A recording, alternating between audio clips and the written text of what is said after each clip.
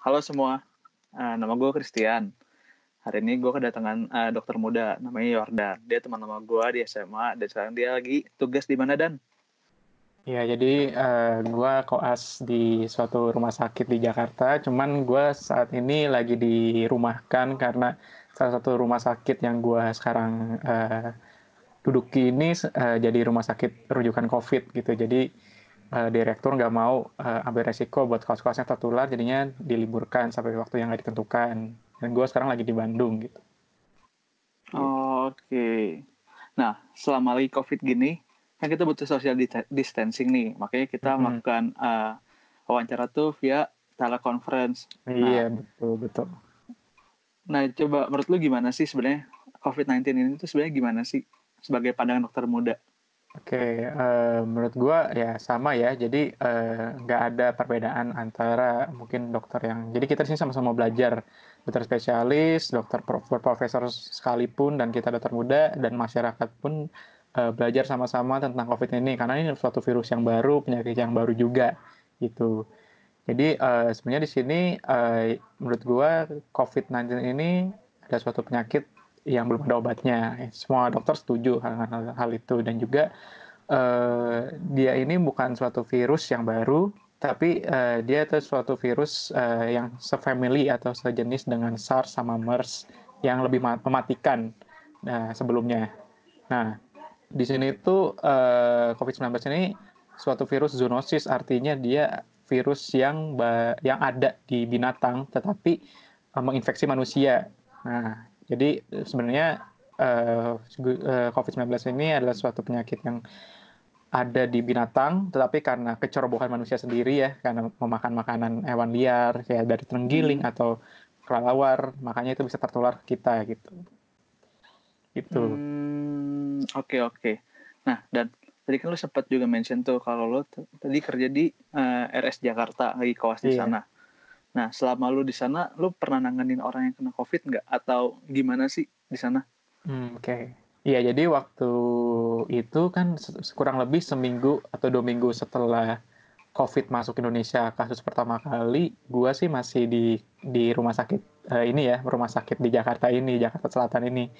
Jadi waktu itu rumah sakit belum menangani khusus soal pasien COVID-19, tapi udah ada literatur atau udah ada panduan dari perhimpunan dokter paru itu kalau ada pasien yang bergejala batuk dan juga demam dan baru pulang dari luar negeri atau negara-negara tertular, nah itu kita anggap sebagai PDP atau pasien dengan pengawasan. Untuk gue sendiri, gue masih beberapa nangkep kasus PDP aja sih, PDP sama ODP waktu pas rumah sakit gue belum jadi rumah sakit rujukan gitu. Hmm. Jadi Oh. ada beberapa sih kayak pas waktu itu jaga IGD ngeluhnya kayak biasa, flu, ada batuk, sakit tenggorokan, pilek, cuman tapi dia mengkonfirmasi atau ketika ditanya ada 2 minggu terakhir ada nggak dari luar negeri, oh ternyata ada gitu. Nah jadi di situ kita harus kabarin ke dokter yang berjaga juga untuk memasukkan pasien ke isolasi gitu. Oke. Nah, dan kan lu lebih tahu banyak nih tentang penanganannya. Sebenarnya Mm-hmm. kalau misalnya nih, amit-amit, gua terinfeksi corona, apa yang gua harus lakuin sih sebenarnya? Oke, jadi kita nggak akan tahu ya kalau misalkan kita terinfeksi atau enggak gitu. Jadi dalam keadaan sekarang yang gua udah tangkep dari webinar di PABDI, sumber dari WHO juga. Jadi yang harus kita ketahui sekarang, negara kita udah red zone, istilahnya kita udah negara yang dimana kasus coronanya atau kasus COVID-19 ini udah banyak dan sangat menular, istilahnya negara kita tuh sangat menular untuk bagi orang yang tinggal di suatu negara tersebut. Nah, jadi kita ini harus peka gitu. Jadi ada ODP atau orang dengan pengawasan, PDP pasien dengan pengawasan, sama pasien dengan konfirmasi positif. Jadi kalau ODP ini orang dengan pengawasan adalah orang yang gejalanya demam atau batuk dan ada di negara yang terjangkit gitu. Jadi untuk masyarakat di sini harus aware nih kalau misalkan udah mulai demam, panas atau batuk, nah itu ODP. Nah itu harus segera kita lakukan pemeriksaan tes COVID gitu. Nah itu bedanya dengan PDP. Kalau PDP itu gejalanya udah ada demam plus batuk, sesek atau gejala-gejala demam kayak biasalah meriang, demam tapi ada batuknya. Batuk, sakit tenggorokan, terus juga ada sesak nafas tiba-tiba. Nah, itu kita curiga PDP itu pasien dengan pengawasan. Itu juga harus segera dirawat di rumah sakit dan harus segera dilakukan pemeriksaan gitu. Oh, oke. Kalau misalnya gue udah diperiksa nih, terus ternyata hasil tes gue positif, apa yang gue harus lakuin? Oke, kalau misalkan yang pasti sih kalau misalkan udah harus positif, yang pertama-tama ya lu harus jangan panik dan pasti lu harus dirawat gitu. Nggak mungkin nggak harus dirawat. Harus dirawat minimal 14 hari, 2 minggu gitu. Dan lu itu jangan panik. Kenapa? Kalau panik tuh istilahnya lu mulai depresi atau cemas segala macam, takut adanya komplikasi kematian segala macam gitu. Itu harus kita kita jangan takut dulu yang pertama. Yang kedua yang penting isolasi. Jadi lu harus isolasi diri dahulu sembari menunggu tes itu terkonfirmasi atau positif gitu. Tuh. Nah, kalau udah positif ya lu harus dirawat ke RS rujukan yang ada di daerah lu yang terdekat lah pokoknya. Oh, dan tapi kan ini kemarin tuh sempat ada tuh yang wacana katanya kalau nggak terlalu parah dan masih bisa ditangani sendiri, dengan di karantina di rumah sendiri. Itu benar atau enggak sih? Oke.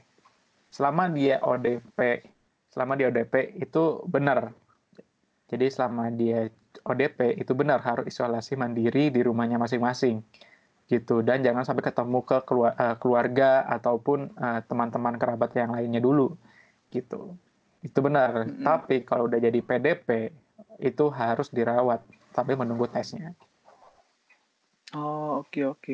Nah, itu kan untuk yang udah terkena nih. Kalau misalnya kita yang sebagai orang sehat-sehat aja, buat pencegahannya sebenarnya gimana sih?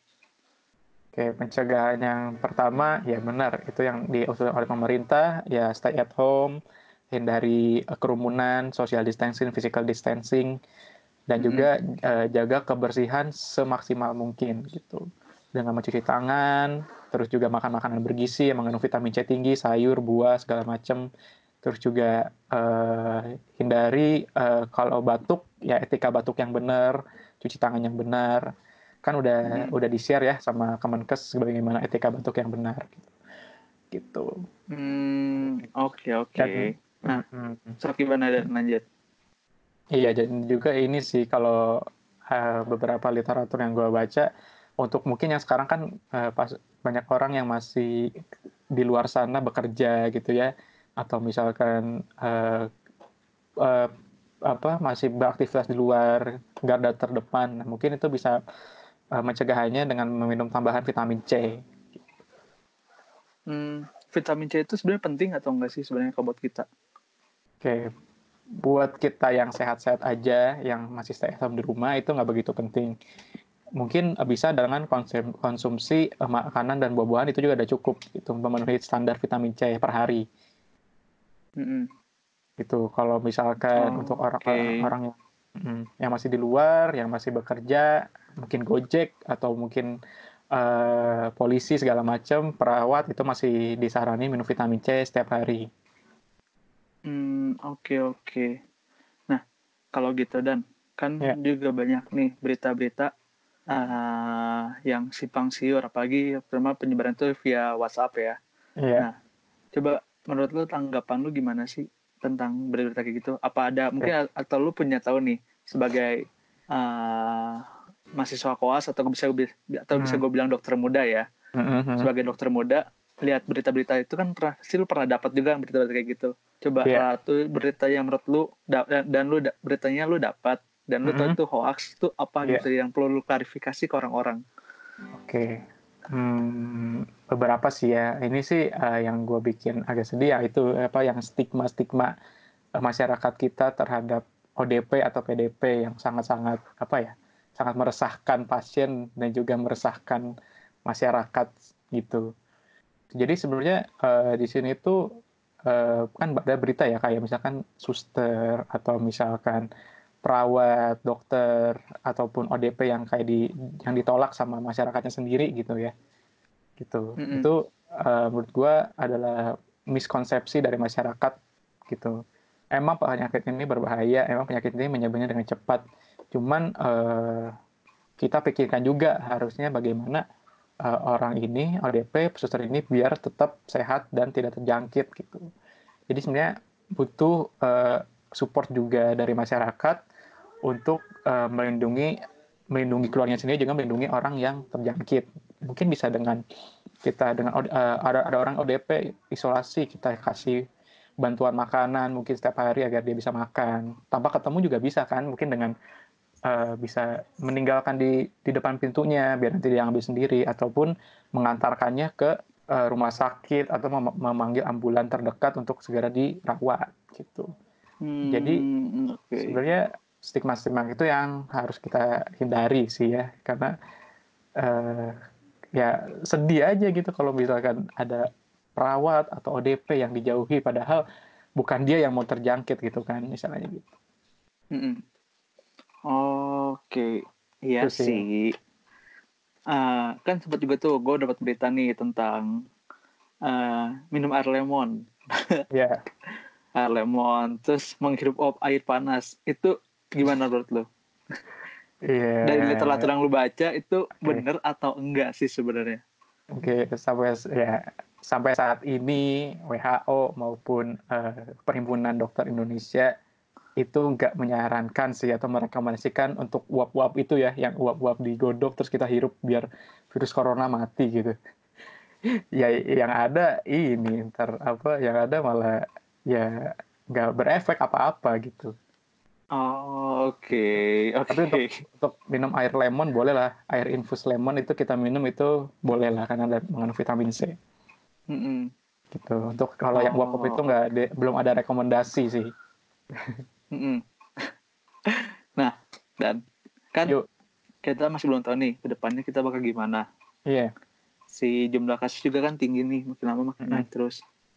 Sekarang kita lagi wawancara tanggal berapa sih? Tanggal 5 ya? Tanggal 6 April. 5 atau 6 April sih? 6 April. Ya, 6 April. Nah, di tanggal 6 April ini pasti terakhir jumlah kasus berapa? Tahu nggak? Terakhir 2000 ya? 2000 lebih. 2000 lebih ya?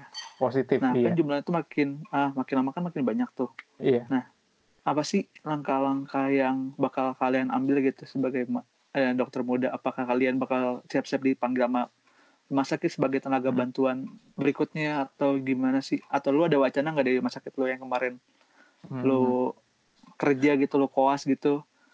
Lu ada wacana nggak atau ada apa nggak yang mungkin bisa lu bantu share ke orang-orang?